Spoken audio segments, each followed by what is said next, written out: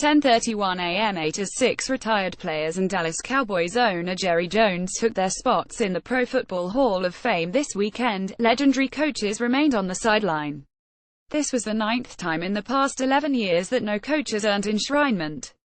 73 of 75 inductees over that span were not coaches, and with Don Coryell falling short as a finalist 31 years after coaching his final game, the guys responsible for motivating grown men could use a pep talk themselves. There is hope. John Madden waited 28 years, Hank Stram waited 26 and George Allen waited 25, which reflects the process as much as anything. Coaches compete in the same category as players on the theory both made their marks at field level, unlike contributors. It's a debatable premise and a problem for coaches whose candidacies require some deliberation, as research from Pro Football Reference and other sources. Here are 6 former coaches whose candidacies deserve a closer look. Marty Schottenheimer, regular season 2,001,261.613 playoffs, 513.278 Super Bowls, none as a head coach, where he ranks 7th in regular season victories, 7th in games above .500, 74, 33rd in postseason victories. Far to know the 6 coaches with more regular season victories than Schottenheimer are all in the Hall of Fame, headed there Bill Belichick. Those 6 also combined for 28 titles, including at least 2 apiece, and that is where Schottenheimer falls short. The 2017 Hall of Fame class will be enshrined Saturday in Canton, Ohio. We take a quick look at the 7 new members. With a moving speech calling for Team America to be a place for inclusion and opportunity, LaDainian Tomlinson was inducted into the Pro Football Hall of Fame with Kurt Warner, Jason Taylor, Terrell Davis, Ken Easley, Morton Anderson and Jerry Jones. T.O. is not in the Pro Football Hall of Fame, but he should be. Kevin Seifert updates his running list of candidates who deserve a bust in Canton, Ohio. Is 200 wins exceptional enough to get Schottenheimer into the Hall without even reaching a Super Bowl? A fair review must consider how much Schottenheimer was to blame for the incredible series of disasters that doomed his teams in the playoffs. There was the drive, the fumble, Lynn Elliott's meltdown and Marlon McQuee's fumble during what should have been a game-clinching 4th down interception return off Tom Brady. Heartbreaking defeats are part of the game for every coach, but some of these were especially cruel and even unlucky. For example, while data has shown that fumble recoveries are random, Schottenheimer's opponents recovered an incredible 15 of 15 fumbles in the games, culminating with the drive, the fumble and McCree's miscue hat-tip Jason Lisk of the big lead. While with Kansas City, Schottenheimer once lost a playoff game to Miami that hinged in part on fourth-quarter turnovers by Joe Montana, red zone interception and Marcus Allen. Hall of Fame is both. Most great coaches had great quarterbacks. Schottenheimer typically did not. 3 of the 6 coaches ahead of Schottenheimer in all-time wins: George Halas, Curly Lambeau, Paul Brown coached before the NFL took a sharp turn toward becoming a passing league with rules changes enacted in 1978. The other 3, Don Shula, Tom Landry and Belichick, enjoyed long associations with Hall of Fame quarterbacks. Bernie Kosar and Philip Rivers combined for 3 Pro Bowls with Schottenheimer, but a 2-year stint with an aging Montana was Schottenheimer's only association with a truly great quarterback. Montana was 36 and 37 years old in his 2 seasons under Schottenheimer. Schottenheimer WASNT JUSIC compiler. He's also one of 7 coaches with 300 games coached and a winning percentage of at least .600. Andy Reid, who is becoming the Schottenheimer of this era unless he wins a title, has a chance to join the list this season. Chuck Knox had a 5-year stretch with the Rams during which they went 54,151 and never had a record worse than 104. Rick Stewart Getty image Chuck Knox regular season 1,861,471.558 playoffs, 711.389 Super Bowls, none as a head coach, where he ranks 10th in regular season victories, 26th in games above .500, 74, 28th in postseason victories. Far to know Knox was a 4-time coach of the year who twice took over losing teams and brought them to the playoffs in his first season on the job. Much like Schottenheimer, Knox won consistently in multiple places without having Hall of Fame quarterbacks on his side. While Schottenheimer was once fired following a 142 season in San Diego, Knox lost his job with the Rams after posting a 54,151 record in 5 seasons with the team. He won division titles all 5 years and never finished worse than 104 in any of them.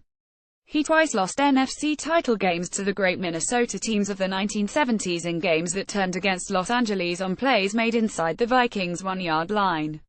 Knox famously said upon taking the Rams job in 1972 that quarterback was just another position, but that became much less the case as time passed.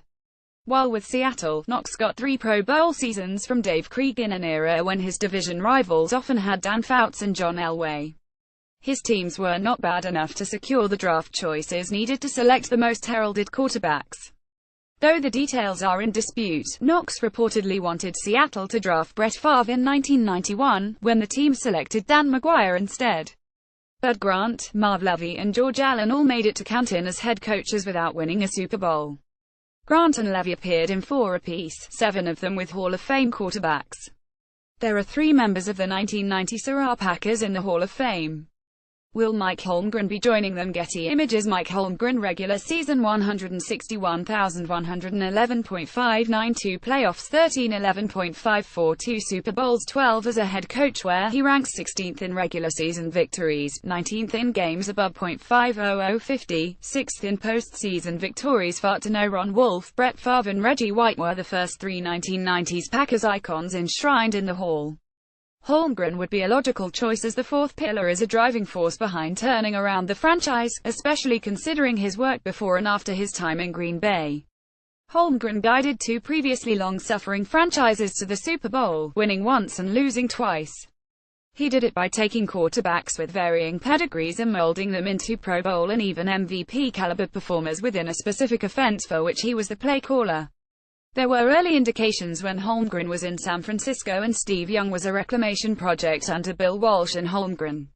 The trend continued when Holmgren's Packers acquired Favre, and when Holmgren personally acquired Matt Hasselbeck for Seattle. Favre became a 3-time MVP. Hasselbeck became a 3-time Pro Bowler. They combined to play 37 seasons in the NFL. Holmgren's giant coaching tree is another consideration. Pro Tigers Andy Reid, John Gruden, Steve Mariucci and Mike Sherman have combined to go 3,973,011.569 as head coaches. Mike Shanahan coached Robert Griffin III to the QB's best season, on top of 2 Super Bowl victories with the Broncos. Dilip Vishwanath. Getty Images. Mike Shanahan, regular season 170,138.552 playoffs 86 Super Bowls 20 as a head coach, where he ranks tied for 14th in regular season victories, 30th in games above .500 32, tied for 25th in postseason victories. Far to know Shanahan's hiring as the Broncos head coach and de facto GM was the impetus behind Denver finally breaking through as a Super Bowl champion twice. Elway enjoyed his best seasons under Shanahan, who installed a proven offensive system while upgrading the talent around the Hall of Fame quarterback. Shanahan obviously benefited from coaching Elway. The relationship was mutually beneficial. Elway tossed 199 touchdown passes with 177 interceptions in his first 12 seasons, including 4 with Shanahan as offensive coordinator. His TDINT ratio was 10,155 with Shanahan as head coach. Shanahan's regular season winning percentage with Elway 4,717.734 was about what it was with Jake Plummer 3,915.722 in the lineup.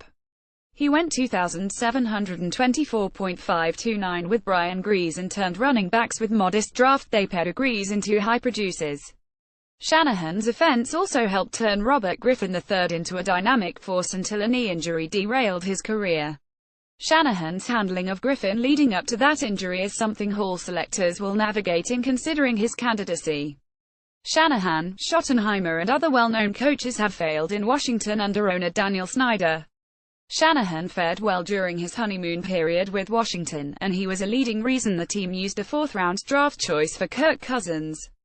Shanahan's time in Denver proved how effective he could be with outstanding ownership and a top-tier quarterback.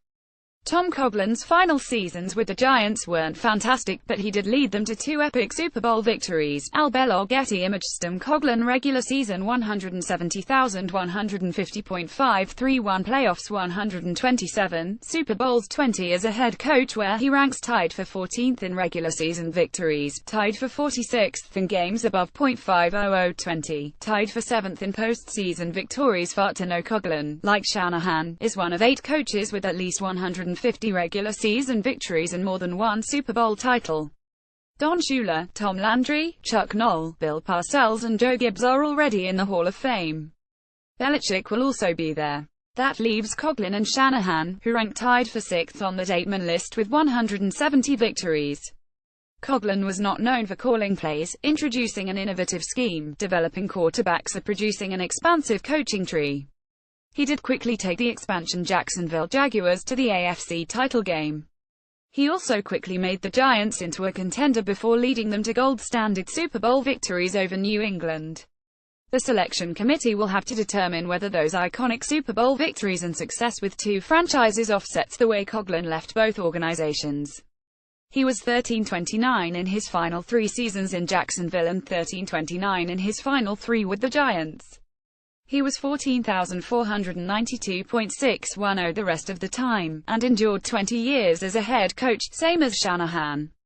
Bill Cowher brought the Steelers to the Super Bowl on 2 occasions, with 9 years in between. John David Mercer, Saturday Sports. Bill Cowher regular season 149,901.623 playoffs 129 Super Bowls 11 as a head coach, where he ranks 20th in regular season victories, tied for 14th in games above .500 59, tied for 7th in postseason victories. No, Ben Roethlisberger became a top-tier quarterback, but he was not one when Cowher was coaching him.